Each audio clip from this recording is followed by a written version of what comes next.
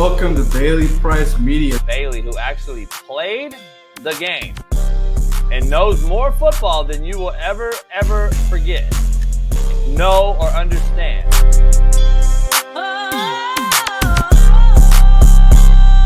Man, shout out to Bailey Price Media. I am so excited to see what you're going to do with this channel. Everybody like, subscribe, comment, follow Bailey's journey. This is going to be real good. I'm excited for you, brother.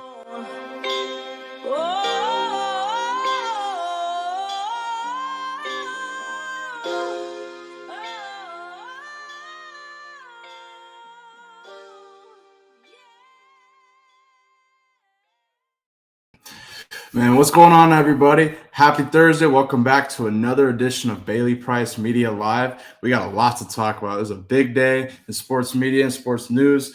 We got Last Chance U Coach JB, Coach Jason Brown joining the show. We got several topics to break down today, including Brian Callahan saying Will Levis will be working with Jordan Palmer, quarterback coach and trainer, former Titans quarterback, actually. We'll be working with him this offseason. We also will discuss the Ravens hiring Chuck Pagano as their senior secondaries coach and break down the actual truth of why they would hire him. We will break down the Raiders interviewing Dolphins coach Darrell Bevell. Bevell was formerly on the Seattle Seahawks staff with Pete Carroll the years they won the Super Bowl and all the great years in Seattle. We will discuss Cam Newton. Cam Newton came out on ESPN and said that the Cowboys are tanking after hiring Brian Schottenheimer for Arch Manning and that they will eventually hire Nick Saban. Man, I can't wait to discuss that and so much more. But let's not waste any more time. If you're watching, make sure you hit that like button, subscribe, and we will have memberships here on Bailey Price Media starting on Monday, so stay tuned for that as well. But if you're in the chat, let us know what you think. Let your voice be heard. And without further ado, let's get into it. Let's go ahead and bring in our special guest, Last Chance U Coach Jason Brown.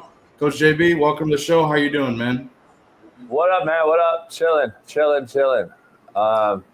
Watching Jameis Winston fucking go to the Super Bowl to be an analyst. But anyway, yeah. Other than that, chilling. Yeah, we had a great show. It's fine Thursday morning, Big Smitty. But, man, we got a lot to discuss, Coach. And I think you can give a particular insight to a lot of these things that are going on in sports media. But let's get right into it, man. Waste no more further time. So let's start with this. The Raiders they actually interviewed Dolphins quarterback coach Darrell Bevell. Darrell Bevell obviously was on the Seattle staff the years they won the Super Bowl, Coach Russell Wilson, and now it looks to be a possible reunion in Vegas. Now, I got to ask you, first off, your thoughts on the Raiders potentially hiring Bevell and Pete Carroll potentially hiring Bevell, and how do you think this may play into their quarterback search? Do you think that because they might bring in Bevell, that means that Russell Wilson is on his way to Vegas? Any comments on that? Go ahead. Yeah, I said on our show, that'll be the OC. I already knew that was going to happen. And then Russ Wilson seems like the logical choice. All three have a relationship. You either go Russell Wilson, Sam Darnold, or you draft somebody if you can't get an Aaron Rodgers for 1 year bridge gap guy. Russell seems to be the guy. Bevell knows it. That offense thrived underneath Bevell. In that system under Pete. Pete can focus on the defense and shore up his surroundings around Max Crosby. It makes sense that this will be the hire. I think it's going to happen. That's what I said on our show earlier this month, and I think that'll happen once Pete Carroll got hired. It makes sense. He's going to go with you who you trust. Head coaches hire who they trust, who they have a working relationship with.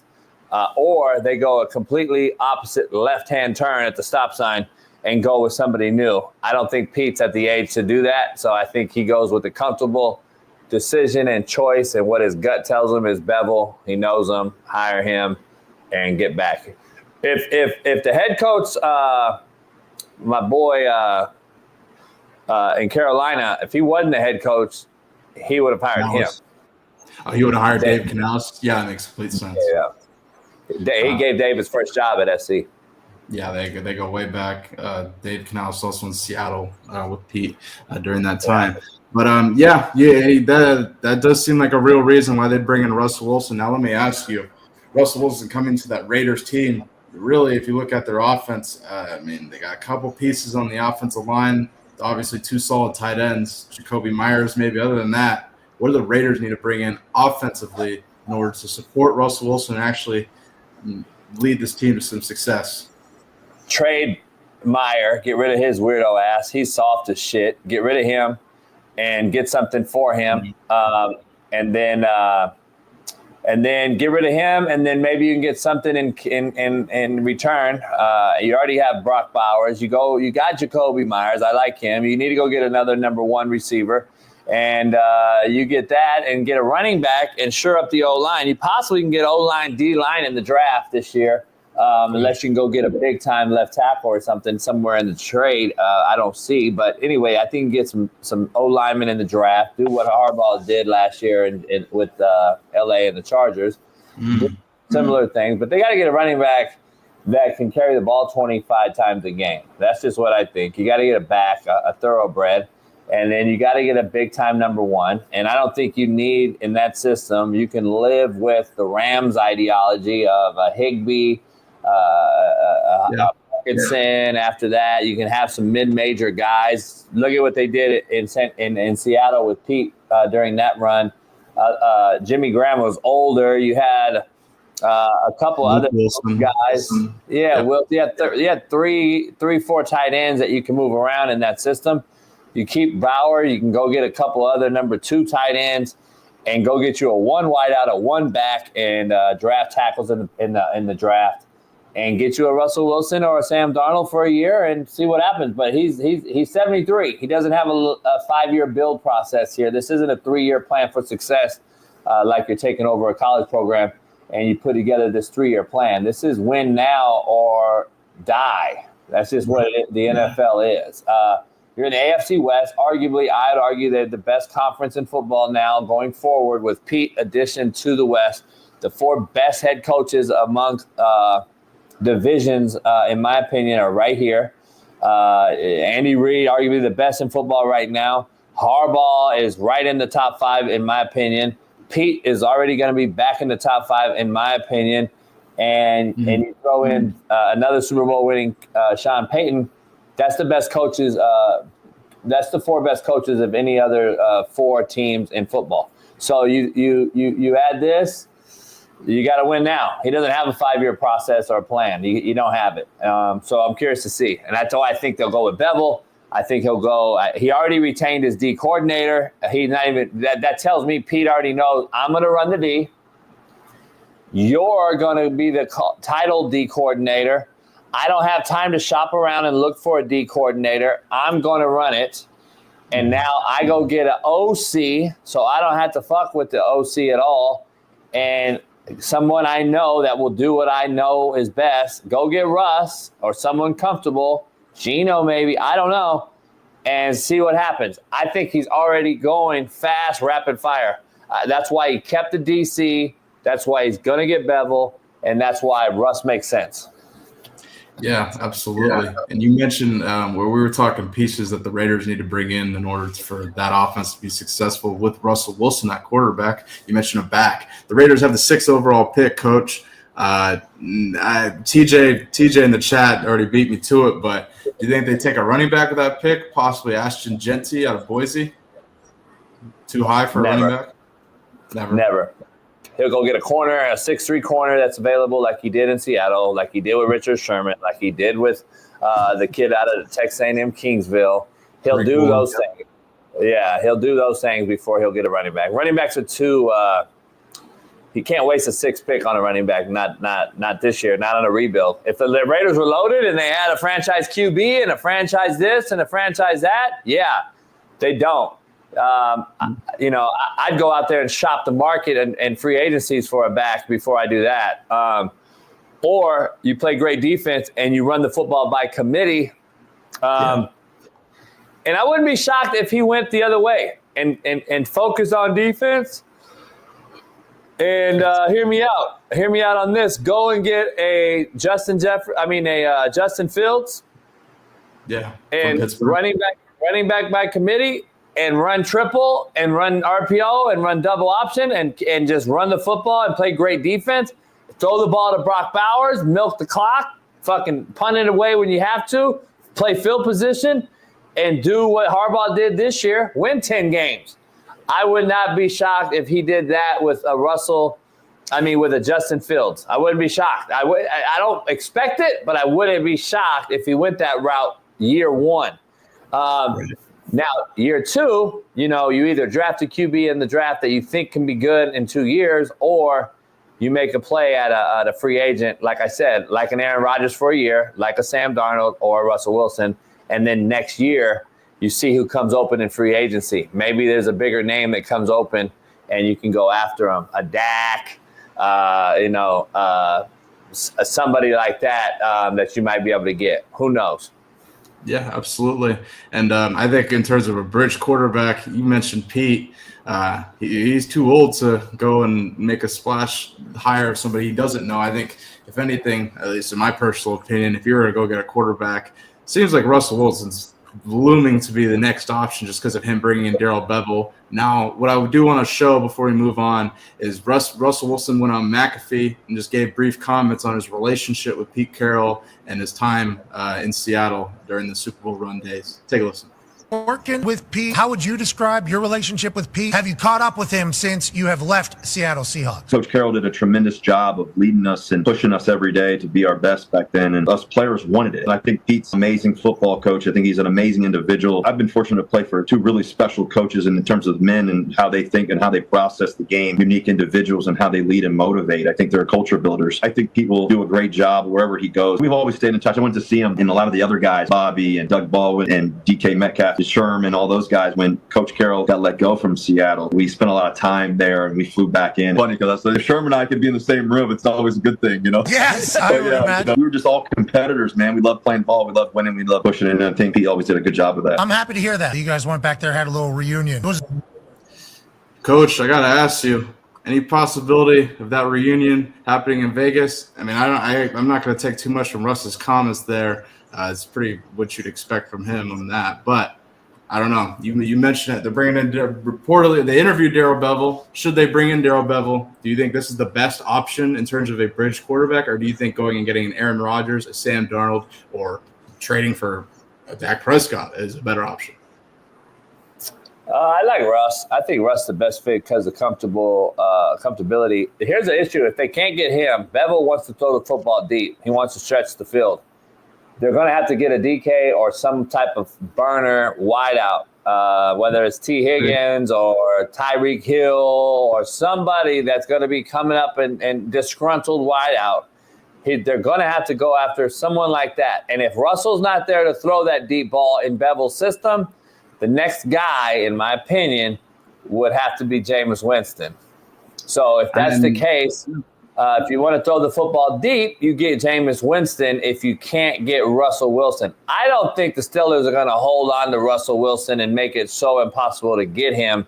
I think they can get him rather easily if he chooses to leave. Now, Russell has left and moved from Seattle to Denver to Pittsburgh in the last 3 years. He's got a celebrity wife. I doubt she wants to move kids that many times, but does he want to stay in Pittsburgh, or is he going to come all the way back out west? It's going to be interesting. But if Bevell's the guy who I think will be the OC, they're going to threaten the ball down the field vertically, and you got to get a big arm to do that.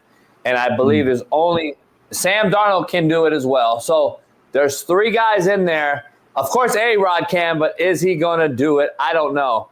Right. But in Bevell's case, Russ. He also knows Jameis. I think those are the 2 probably better deep ball throwers out of the 4 guys mentioned. I would say A-Rod can throw any ball, but then you got Sam Darnold, who's also a vertical threat guy with a big arm. It just makes sense that this is a reunion waiting to happen. Yeah, and you mentioned about Russ. One thing he does well is throw the moon ball, the deep ball. One thing I wanted to ask, Pete Carroll is not afraid, especially in his time in Seattle, to bring in the players that you may call a shitbird, quote unquote. Now, Tyreek Hill seems to want out of Miami. Russell Wilson throws the deep ball great, and I know Pete Carroll isn't afraid to bring in somebody that some would question to bring in. If Tyreek Hill is on the market and they need a deep ball guy, fast receiver for Russ to throw deep to, is that somebody you think they would go after or not? I don't know. Pete deals with shitbirds probably a little different, I think. I think at this age, I don't know if he wants to deal with that, or is he going to take the Andy Reid approach and go with a bunch of shitbirds and try to win a couple Super Bowls or a quick one? Maybe he does so. I don't know. But I don't know if the Raiders I don't know if the Raiders money-wise want to deal with a wideout when they have so many other holes. I think he'd take more of an approach of Harbaugh, what he did year one after Staley buried that organization in San Diego or in LA with the Chargers. I think he's going to take the approach of let's fill a lot of the little holes and get good players over just one great talent, and see if we can break the bank on fucking Tyreek Hill, who's a shitbird who brings more kids than touchdowns. So it's going to be interesting. I would say he fills the holes with other guys that surrounds Bowers and whoever the quarterback will be over surrounding Tyreek Hill and making Bowers number 2. I think Bowers needs to be number 1. Make him the Kittle, make him the Mark Andrews, the Goddard of your offense. Control the clock, run the football, and get the ball to that guy and get him 100 catches and another 1,000, 1,200 yard season as a tight end. Absolutely, and then we'll cover this when the Raiders do make that hire, and then we'll see what the Raiders end up doing at quarterback and what they do to build the pieces around them. But I mean, when I saw that Pete was interviewing Darrell Bevell, I was like, oh shit! And now it starts. Here we go. So we'll stay tuned for that. But Coach, let's move forward here. This is an interesting topic that I don't know how you're going to feel about it or not. This is going to be interesting. But Cam Newton went on First Take this morning, and he said that Jerry Jones and the Cowboys, after hiring Brian Schottenheimer, the Cowboys OC, that their plan is to tank for a year and then to draft Arch Manning. And not only just to draft Arch Manning, but to hire Nick Saban as the next head coach. I'm going to show this take, and then I'll get your take on it. Take a listen to this. I think they tanking for Arch. Make it make sense. Okay, Cam. Wow. I don't know. Wow. Coach Schottenheimer has one and done written all over I think him. they have to tank. He got one and done written all over him. Okay, why do you want it done? You get the first pick of the draft. Okay, not only that, I'm going to go back into my Godfather bag and say, okay, Jerry Jones is a businessman, and he's going to get in this Don Corleone, mentality, and he's going to give him a deal that he can't refuse. Who? Nick Saban. Coach, I got to get your take on this because this is wild. And the Cowboys are an interesting organization, especially in the year 2025. Any possibility that Jerry Jones hired Schottenheimer with this plan in the back of his mind? No. Here's the thing. Cam's on a heater right now as far as content creating goes. I just texted him. Right now, I just texted Cam. I said, you better slow your ass down, homie. He's on a heater. He's on a heater. He's on everybody's head. He shares one of my videos every day. It seems like play the game, homie. And he goes after Steve Kim and Whitlock, and now he's on a rant about he would have kept the MVP over a Super Bowl. He's just on a heater right now. He's interviewing baby mamas, making them cry. He's like, fuck. He's just said, fuck it. I'm going to blow up 2025 and be the new AB or whatever. I don't know.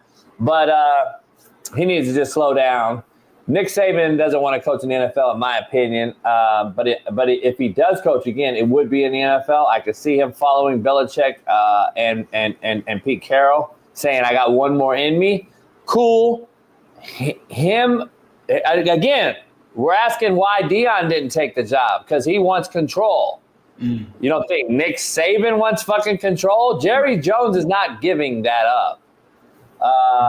He's not giving it up. So, no, I don't see Nick Saban. And Arch Manning, could that be? Who knows? I can see Arch Manning going to New Orleans before I do Dallas.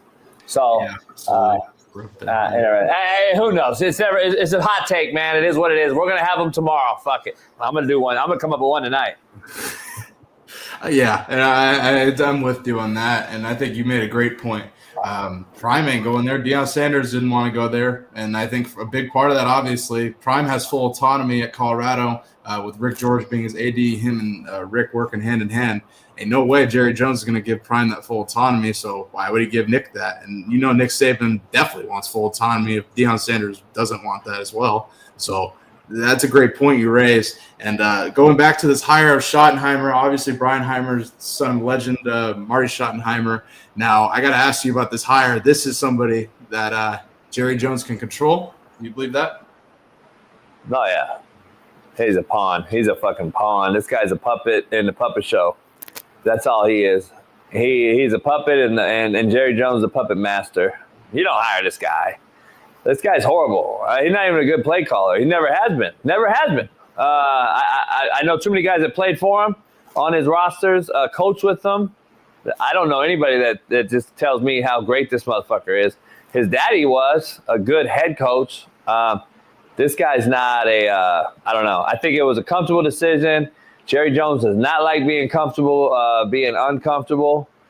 He wants to always be comfortable and move his type of way in his lane. Why would you hire somebody that's going to ruffle the feathers? He doesn't. He just said, hey, you know what? Oh, you like Dak? Dak likes you. We can run the same system. Cool. Let's go. That's what he did, and it seems like that's what they did in essence. He didn't even interview guys from what I hear. So, like, if you're not really – I mean, it tells me this was a done, foregone conclusion. Don't got to pay him a lot of money. This is a joke. But I can see Cam's point as this is a one and done. Yeah, that is the one thing I thought when I saw this because I don't know. We discussed this with Ben Johnson, the transition of offensive coordinator to head coach. Schottenheimer has to go from OC to now head coach of the most – he's going to be under the most fire of any head coach in the NFL, probably besides Liam Cohen right now with the Duval. Like, you know what I'm saying? This is fuck, man. This is but if you fire him after one, though, again, you're going to be back to this. Nobody wants that job. Nobody was knocking down the door to take the Cowboys job. America's team. Nobody was knocking down the door to take the job. That tells you Jerry Jones either A, has to just fucking die, or B, just say, you know what, I want to live my life on the prairie, my last 10 years or 12, 15, 20 years, whatever you may have. I want to live fishing or fucking doing something. I'll own the team, but I'm just going to stay away. Call me if you need me. That's what he needs to do his last few years if he's truly about his fan base, which is the largest fan base in the world for, sports-wise. I don't know. He ain't going to do it. I'm just saying if he would. Then you go hire a real head coach and you go get, a Belichick. But I don't see him doing it. But he ain't doing it for Nick. I don't think Nick wants to do that unless he does step away. Other than that, I don't know. And Arch Manning, why? You're going to go the rookie? Yeah, I don't know. That's a good question. I don't know if he'd Cowboys? want to do that. Fucking rookie? Cowboys with a rookie and a new head coach? Come on. No. I mean, I already was like, they were talking all the noise about Shador going in Dallas. I was like, oh, putting a rookie in Dallas, and you put Arch Manning. I don't know. I gotta ask you before we move on. Did you see Jerry Jones on Landman with Billy Bob? Did a good job. Great job. He's like an actor. Maybe that's his new thing. He should be an actor. Yeah. He's not a good owner anymore. Yeah, I'm a big fan of Billy Bob in that show. So I like Jerry. Jerry likes young bitches. I like Jerry, but he needs to give it up. He's a better actor at this point in his years than he is an owner.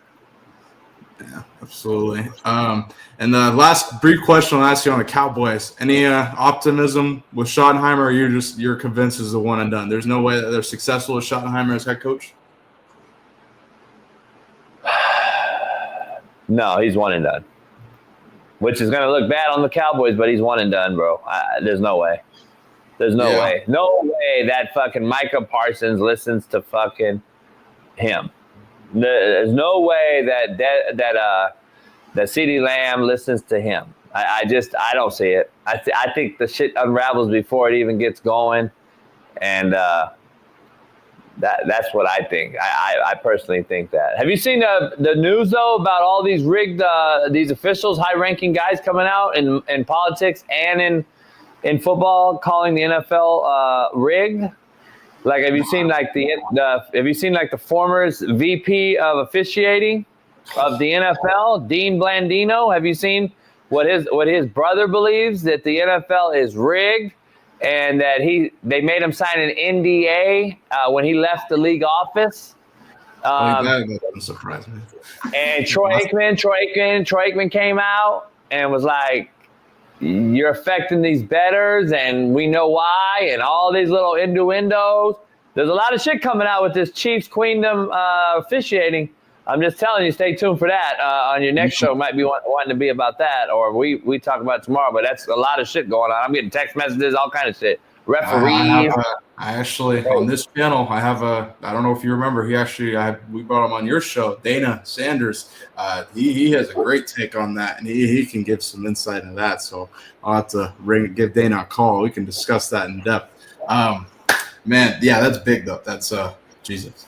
Let's move forward here. I got to ask you about another coaching hire that I think you can give a lot of insight to. So the Ravens hired Chuck Pagano. Obviously, Chuck Pagano, longtime NFL coach, was coached with the Colts during the Andrew Luck years. Had cancer, unfortunately, but beat that while with the Colts. And now John Harbaugh brings him back in. It's a reunion with John Harbaugh, who hired Pagano to the Ravens staff in 2008, and 17 years later, now 64 years old, Chuck Pagano is now back in Baltimore. And, Coach, I got to ask you, do you think the Ravens hired Chuck Pagano so Chuck could go back into the head coaching ranks one day? Nah, he's a loyal Harbaugh family friend. Their families are real tight. He was there as a DC in their heyday. Got him a head job for the Colts after he had a great year being the D coordinator in Baltimore years ago when they were really good, and then was a DB coach there. He's a great DB guy. Him, Pete Carroll, Nick Saban all have one thing in common. They know the back row in defense. That's what made them good head coaches. So I think he's going to live his days out doing that. I think he just wants to be around the game. A lot of guys get older, man. They don't want to. McAfee kept him alive, I think, keeping him relevant, name, face out there. So he didn't just sit at home in Boise and sit around. I congratulated him. I texted him. I think he just needs to be around it again. So I think that's what it is. He's more of an analyst. He's not really going to be out there backpedaling and demonstrating in fucking cleats how to backpedal, turn, and run. He's not doing that. He's just kind of going to be an older head in the locker, in the meeting rooms, that knows the game inside and out and can help the younger coaches. They got great DB coaches already there in Baltimore. So I just think it's a fill-in type of job, and I just see that as what it is. But we'll see. I don't think he has any admiration of coaching as a head coach again at this age. But we'll see, maybe. But I think he could have got a coordinator role if he really wanted to do it that way. He could have been a DC. He could have called Pete Carroll. He could have called a lot of guys. Let me come be your DC. I don't think he wants to do it that strong, or he would have pushed for that. Absolutely. That's a good point you raised. And one thing you mentioned that I kind of want to show a video on, you mentioned Pat McAfee, kept Chuck Pagano going, especially in the last year. We saw Chuck on McAfee a ton. And here's Chuck kind of just, giving a little praise to Pat and discussing on the Pat McAfee show. Take a listen. Love you, Pat. You know how much I love the boys. This has been a life game changer for me, being on this. It was my wife. I am so grateful. Please have me on, every now and then. No. You want me to put on the waffle? You want me to do whatever? Please, I still get a chance to come on from time to time. I would greatly appreciate that. But never again. You have no idea what you've done for me, Pat, and you boys. We love you, Coach. We appreciate it. Yeah, like you mentioned. Yeah, that's big for Chuck. I got to ask you, so him coming into Baltimore, do you think he can have an impact on this Baltimore defense? I think at times in the defensive secondary we saw them struggle. They do have Marlon Humphrey, all-pro corner. What do you think the impact Chuck Pagano could have on this Ravens defensive secondary? I don't think you'll see the impact. It'll be small nuances that the coaches benefit from more than the players. I don't think you'll see anything. that's going to be like, oh, that's because they hired Chuck Pagano. I don't see that happening. I don't think his role and his voice will be loud enough or big enough. So that's the problem. Or that's not the problem, but that's where it kind of will start and end, in my opinion. I don't think you're going to see the results from him being in that room. I think the coaches will benefit. I think the team will benefit overall because the coaches will lighten their load, and maybe coaches make a better call because of Chuck during the week's preparation. But other than that, you're not going to notice what he does. Yeah, absolutely. Well, either way, I think it's nice seeing Chuck back out there coaching again. Shout out to John Harbaugh and the Ravens for bringing back Chuck. I saw Chuck on McAfee. I was like, man, he needs to be out there coaching, man. So I'm happy that Harbaugh brings him in, gives him another shot. Coach, let's move forward. And to those watching, we appreciate you. Make sure you hit that like button, subscribe. We'll have memberships here on Bailey Price Media Live starting Monday, so stay tuned for that. And let us know what your thoughts are in the chats below. Coach, let's move forward here. This is a topic that I don't know how you're going to feel about this. We discussed this on the phone a couple days ago, but let's get into it. The Seahawks are hiring Saints offensive coordinator Klint Kubiak as their new offensive coordinator. Kubiak served as the OC. He was a quarterback coach in New Orleans for a long time. Now, Coach, I know you have some history with Klint Kubiak. Obviously, he comes from the Kubiak coaching family. But what are your thoughts of this hire, and break down the truth of this hire? Go ahead. That's a joke. He's 30. He played in 05 at Colorado State. He played for a bunch of buddies of mine. My boys all coached him. He was a slapdick then. He's a slapdick now. I think he's from right there in Denver. Of course, with his dad being in Denver for most of his life. Gary. It's a nepotism hire, man. It's a nepotism hire. It is what it is. But he's a slapdick. I don't believe players like him. I don't believe they respect the guy. His dad has kind of burnt some bridges as well. I think the kids is following the same footsteps. I like Gary. I always did for what he did when he came back as a backup to Elway from that time on, even as a coach. But then I think he burned a lot of bridges. The son is doing the same thing. He's a wet behind the ear, handed everything to him. He hasn't really done a lot to earn shit, and he keeps getting these big-time jobs because of who he is and what his daddy did.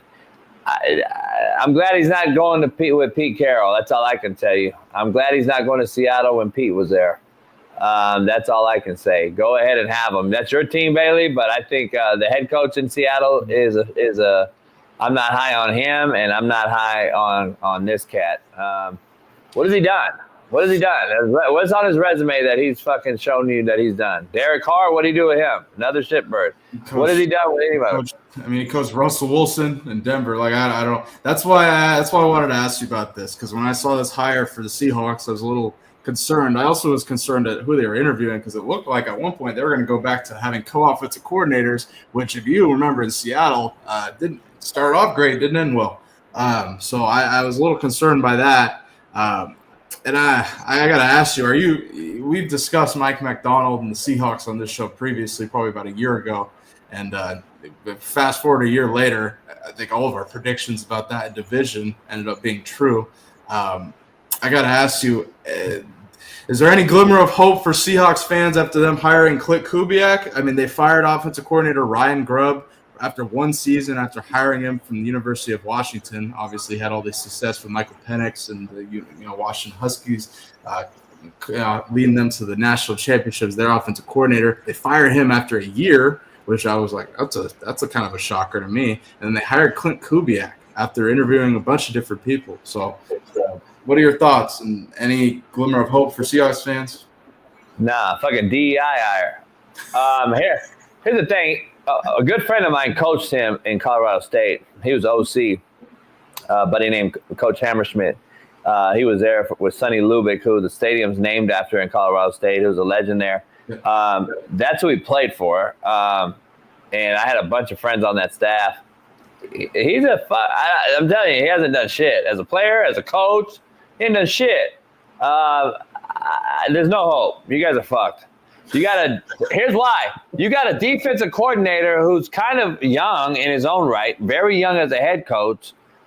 Great players around him in Baltimore. Didn't have to do fucking a lot. Not like he built the defense from inside out. He attained the defensive personnel and basically called the same defense that Wink and other guys had ran before him in Baltimore. And then you go and get an inexperienced OC after you fired an experienced one after just a year. You go get this guy because guess what? You know his daddy.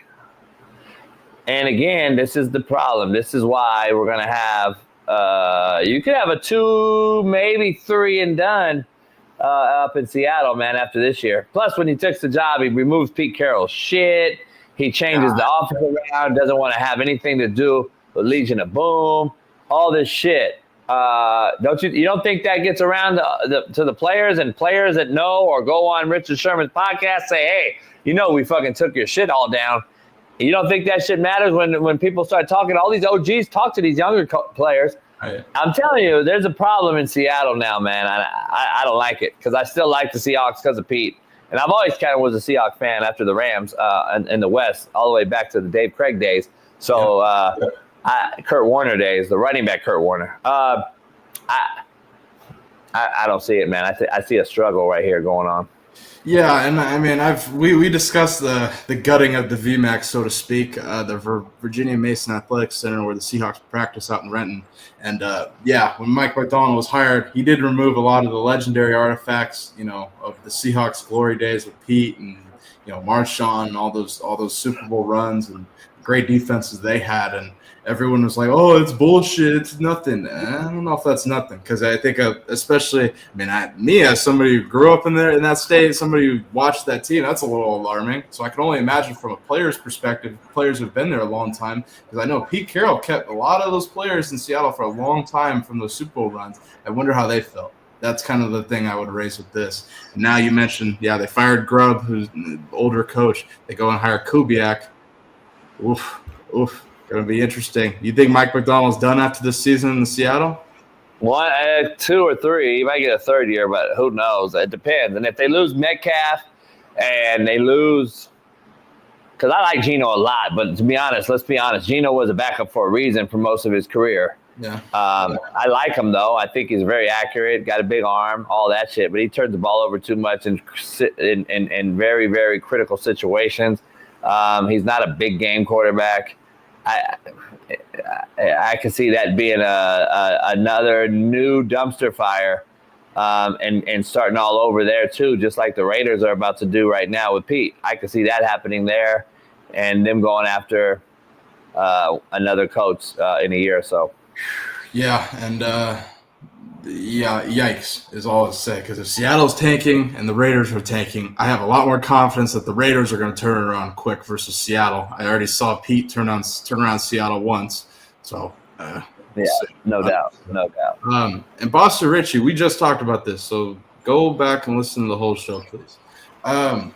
Let's move forward. One last topic, Coach, before we get you out of here, and I can't thank you enough for joining. And that's, Seahawks, unbelievable. But let's move forward here. We got to talk the Titans, the Tennessee Titans. So I think this is a topic that you can give a good perspective on because I think you know this guy. Brian Callahan, the Tennessee Titans head coach, says that Will Levis will be working with quarterback coach and former Titans quarterback Jordan Palmer. Take a listen. We'll get your take. We'll talk about. I think he's going to go spend some time with Jordan Palmer out in California. I really think Jordan is one of the better guys out there right now in terms of working with pro quarterbacks, and so hopefully that's a illuminating process for him, a different way of doing things. So he's going to go do the whole thing. He'll be out there for, maybe 2 months or whatever. Coach, your thoughts on, 1, Will Levis, and 2, him working with Jordan Palmer. I got to ask you about that before we actually discuss the in-depth details of this. Your thoughts on Will Levis working with Jordan Palmer, and I think you know Jordan Palmer, but go ahead. Yeah, well, I don't know what the breaking news is. He's been with them since sophomore year of college. He's been out here. That's why I used to talk to Will all the time, and that's why Will was going to come on our show until Kentucky didn't let him. But there's no new news here. Jordan's had him for a long time. Jordan was on my show talking about Will when he was young.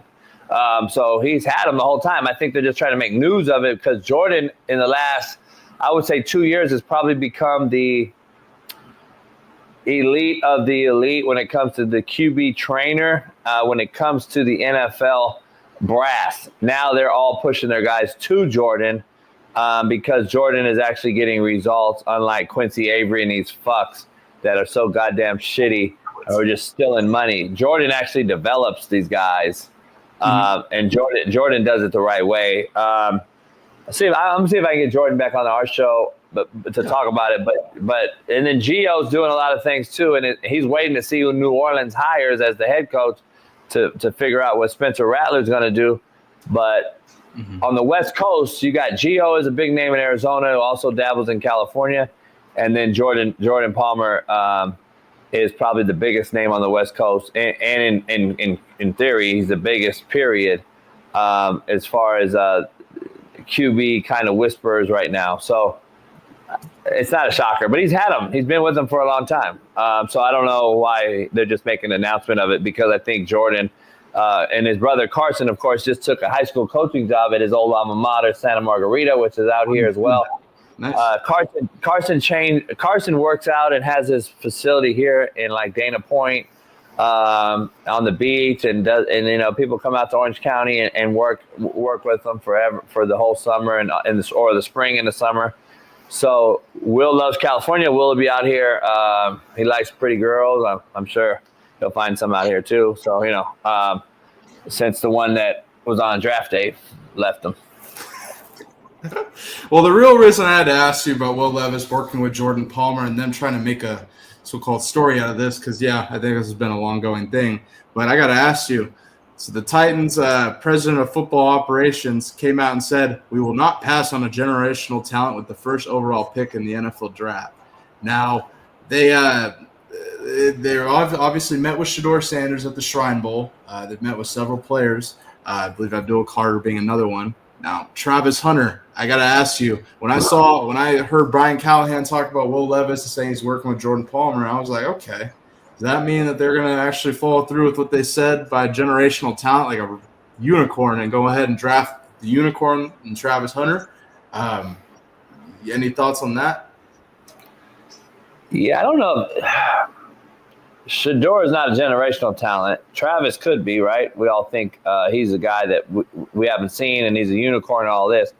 I personally wouldn't draft a guy like Travis Hunter that early, because you need too much. And he is a DB/athlete. He's an athlete. Let's just put him down. If we were recruiting him, I'd recruit him as an athlete. He'd be ATH. He'd be ATH. He wouldn't be WR. He wouldn't be DB. He would be ATH on my recruiting board, athlete. And he's an injury away from being out. And the problem is he durable enough for you to draft that high over a tackle, a DN? By the way, Marshall has a pass rusher that's a first rounder. Penn State has a pass rusher that's a first rounder. North Texas has a 3 technique that's probably the next Jordan Davis or what's his name in Philly. Jalen Carter. I mean, you can watch him. I was watching some combine work. He's a big time player as an inside guy. He can play 2 or 3. There's some D-line pass rushers in this draft that I don't believe you can pass by for any of these quarterbacks or any of these skill guys. You got to go get trench work. Get the trench guy that can – you want to get a better pass rusher than the guy blocking for the shitty quarterback. Think about it. It's the prime time. If I'm head coach, I want to go get an elite pass rusher that's going to be around for a long time over one of these guys that are shitty. It's going to continue to be shitty in quarterbacks. Quarterback play is the worst it's ever been. Why would I not dominate the line of scrimmage and go get a guy that can get to that shitty quarterback over getting a quarterback that's a dime a dozen and whoever's in this draft that you want to throw at the wall and tell me, all right, I'm going to take Shedeur, JB. All right, he's average, in my opinion. All right, JB, I'm going to get Jackson Dart. He's average. Okay, I'm going to go get kid out of Syracuse. He's average. All right, I'm going to go get – there's no quarterback that says, oh, fuck, all right, he's Andrew Luck. You know what I'm saying? I don't see it. So if that's the case, go get Abdul Carter. That's what I was going to ask. If you, yeah. Because that's what I was going to ask. If you don't believe Travis or Shador, because to me, I'm not a quarterback guy. You can give me shit all you want, but I think Shador is, if you're going to look at quarterbacks, he's the best. And if you're going to take somebody at one, you probably should take him if you're going to take a quarterback. Now, if you're not going to take a quarterback and you're going to look at other players, and you mentioned generational talent, you don't want to take Travis for the reason that they need too much. Now, they have Jeffrey Simmons. They have Tavondre Sweat on that defensive line in Tennessee. Now, if they were to go get Abdul Carter, who I've told you personally a million times, I think is a freak. Him and his backups at Penn State, 15 and 33, all of them I think are freak edge rushers. But Abdul Carter being the best of them, obviously. Do you think that's somebody that the Titans could go and take at one? Yeah, I take the corners all day long. I would take the corners. I mean, not corners, sorry. The pass rushers all day one. And then I would go after one of these other guys. I would pass rushers first. This is a good pass rushing draft. I would think the D-line play in this draft better than any other position in this draft. I haven't looked at the whole draft top to bottom, but I don't believe secondary play in this draft is going to be near as good as it's been the last probably 3 or 4 drafts. I don't believe O-line play is as good as it's been, and I don't think – I agree with that one. Wide receivers, I think, is down as far as because all the great ones are young. They got to come back. Right. The Alabama kid, Ohio State kid, fucking the only guy I think is T-Mac. Other than that, maybe the guy in Missouri. Other than that, I don't know if this draft in wideouts very good. Running back, you got a couple. And quarterback, I would take several guys over Shador personally, but I wouldn't take any of them. Not early. I'm taking fucking pass rusher all day long. If I'm Tennessee, Atlanta, New England, Vegas, you wouldn't want Abdul Carter and fucking Max Crosby? Like I would. If any way I can steal a pass rusher, I'd try to go get him right now. This is it. This is a draft for it.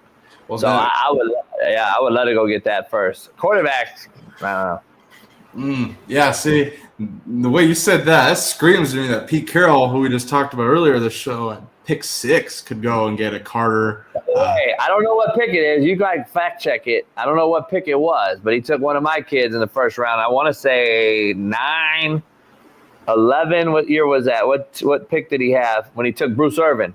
One of my former kids. 2012, pick 17. 17. So at 6, I could see him taking Abdul Carter if he's on the board. I could see him taking a 3 technique, the kid, or I could see him taking that Marshall kid who's climbed up the board all the way up to the first round, no question about it, the DN. I could see Pete taking a guy like that.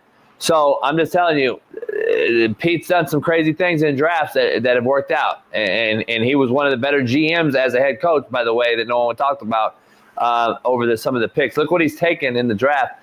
They got a running back in Seattle right now. Last time I checked, pretty fucking good. Walker, yeah. Still of a draft. The corner they got in Seattle, Pete took. They got 2 of them. Wooten still a draft.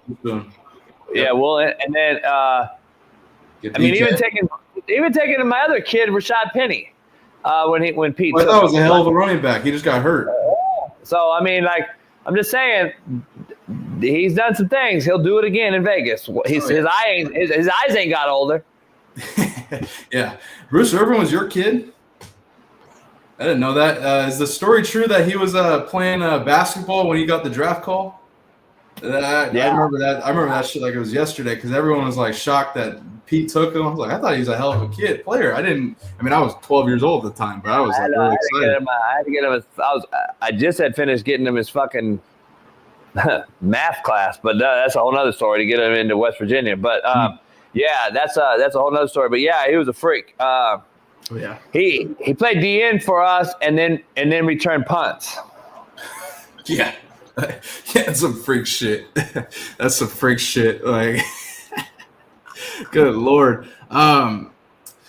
Before we get out of here, I gotta ask you, Super Bowl early predictions or just early like thoughts on the game. The Chiefs should they're three-peating, or do you have you give Philly any credit and any shot that Philly could take them out? Fuck, I'm fucked. They're probably four-peating. Fucking crazy as that sounds. I don't see it. I mean, the NFL's so fucking shitty. It's so watered down. It looks like that the referees are helping them on top of everything else. We could talk about that conspiracy all you want, but the truth of the matter is that my fucking eyes work. I see what the calls are being made. I mean, it's not like a conspiracy when I see the calls actually being made and see what's happening out here.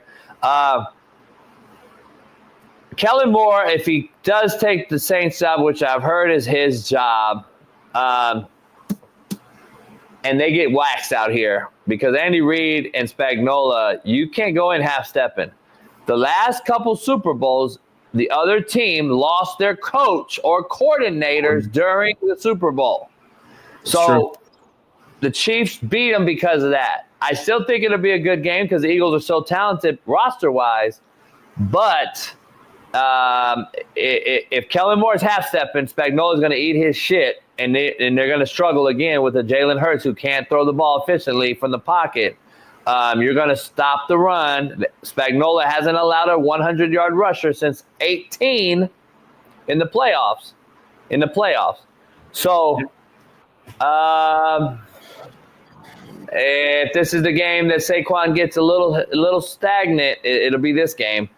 Right. And I don't know. I mean, I think the Eagles lost a D coordinator during the last time they lost to the Chiefs, and they looked horrific on defense. We broke that down. And now they got a coordinator again being interviewed during the Super Bowl. Man, you can't interview. If you really want to win a championship, if I was Sirianni, I'd be like, look, man, we'll give you an extra $1 million. Just get through the Super Bowl and be all in. Don't answer your fucking phone for 2 weeks. Because if you're going to half-ass with Spagnuolo, he's going to fucking kill you. And then if I'm Sirianni, I'm telling ownership, what do you want me to do? Coach OND and everything? I guess I'll have to if I'm going to continue to lose coaches in Super Bowl runs, and tell the fans to shut the fuck up that want Sirianni's head on the block every single year when he loses coordinators. So I can see the Chiefs. I see the Chiefs winning another one, man. I do. They're going to three-peat. And listen, we can all say they haven't had a great year and they didn't look as good and all that old shit. But at the end of the day, they really lost one game to the Bills, and they're back in the third time in a row, man. Andy Reid's one of the GOATs of all time, and they continue to make plays when they have to. And that defense is led by the best big game D coordinator of all time, in my opinion, and Steve Spagnuolo. Yeah, that is true, Sean. They did have a lead in that game. To me, that game is up to Steve Spagnuolo, like you discussed this morning on your show, as your thumbnail. He's obviously the secret weapon for Kansas City. He don't get the credit. He don't get the credit, and hasn't for quite some time, in my opinion, compared to others. And when you talk to sports media, or the refs could be. Now you say the refs. I mean, obviously the refs give them fucking a lot of shit too. So, but yeah, to me it's up to Spags. Can Spags shut down Saquon Barkley and put the ball in Jalen Hurts' hands? Which, if I were a Kansas City fan, that's all I'd want. Is if they shut down Saquon Barkley, the game's probably over, because I haven't seen Jalen Hurts, at least in this playoffs. I get it. He had a decent week last week against the Commanders, but I haven't seen Jalen Hurts really take command and say, I'm going to win this game for the Eagles and fuck whether I have Saquon Barkley or not. I haven't seen that. I've seen Saquon Barkley win the multiple games with the great offensive line, and they have a great offensive line coach over there as well, I will mention. Coach, what are your thoughts on this? Duval. Any shot Liam Cohen successful as the Jags head coach? Here's the thing I'll say. If you go back and look in history, if your press conference is what you're known for, you're probably not going to be a very good football coach. I haven't seen it. I've never seen it. I'm just telling you. I've never seen a press conference and everyone's like, holy fuck, that's the guy. And then he wins the Super Bowl because of some weirdo fucking take. The biting the kneecap thing, to me, was a football thing. Yeah, Dan Campbell. That's the one that comes to the top of my head. This isn't that, in my opinion. Sirianni was a little weird. That's just him being a weirdo, though. Like I don't take much That's from a little that. weird. But look at Mike McDaniel. Weird as fuck, man. Cringe vibes. This shit right here, cringe vibes. Staley, cringe vibes. And look what's happened to those guys. Your boy, fucking now the DC for the Frisco again. Saleh. My boy. Cringe vibes. Gave me cringe vibes. I'm just telling you, man. There's a reason. And you saw Deshaun Foster in college, how bad they fucking looked. I'm just saying, there's a lot of these guys. If you're known for your presser over your coaching ability, then there's a problem. Yeah. And I'm on the other side of being sold that he's this guru that got Baker Mayfield right. No, he didn't. Baker Mayfield been doing it for the last few years. He has a big arm. He always did. He's got Mike. He coached Will Levis. That was his college. Yeah. College. Yeah. So that's where I think this with Matt. Yeah, I think he was in New Orleans as well with Joe Brady as a young guy. Oh, yeah, that would make sense. Yeah, I don't know. Matt and I discussed this yesterday. The depth. We're getting all kinds of shit because Matt said all this shit and he was wearing a Jets hoodie. And all the Jaguars Homer fans are like, "Oh, he can't talk shit when he's wearing a Jets hoodie." I'm like, well, I think we both have eyes. I think Matt played in the NFL for a long time and definitely can give an opinion on it. We also literally discussed Aaron Glenn, who had another interesting introductory press conference. So is what it is, man. Yeah, I don't know. I want to see what the guy does because nobody's ever seen him develop shit as a team. I've been telling you, these guys are 1 and 2 and dones, man. I'm just telling you, they'll be back coordinating somewhere because these guys, you think they can just go from play caller to head coach and think it's so easy. You guys are fooling yourselves. Show me a guy that's done it. I'm waiting. I'm still waiting on fucking Charlie Weiss to show us his head coaching resume. Right. And that's a fucking guy that did it at the highest of highest levels as a coordinator who was older, who's been around the block. And old guys that did it, Bruce Arian is like the fucking one guy I can think of. Right. One guy. Like, show me these guys that were coordinators and just go straight into how'd the Eric Bieniemy thing work out for everybody? How did all these guys? Is he even coaching? Like, I don't know what happened to EB. Like, I don't know. But, like, I'm just saying, and especially make these young guys head coaches are jokes. Mike McDaniel, fucking joke. This kid right here. We're learning that McVay taught somebody. We're learning that McVay actually taught a guy how to manipulate a system and structure a locker room with grown men in the NFL. And your boy in Minnesota's done a decent job. Kevin McConnell. Yeah, he's done all right. Yeah, for sure. He's done an okay job. Got to get over the hump, but he's done an okay job. But even Nagy, he needs Andy Reid again to fucking even be considered anything. He was horrible. Like, think about it. Like, all these guys, Doug Peterson had to, again, an Andy Reid guy, had to learn how to do it. Fucking went to Philly, got one done, figured it out, used the Andy Reid model. But these guys are older. The young guys are everyone's infatuated with, these coordinators that get head jobs.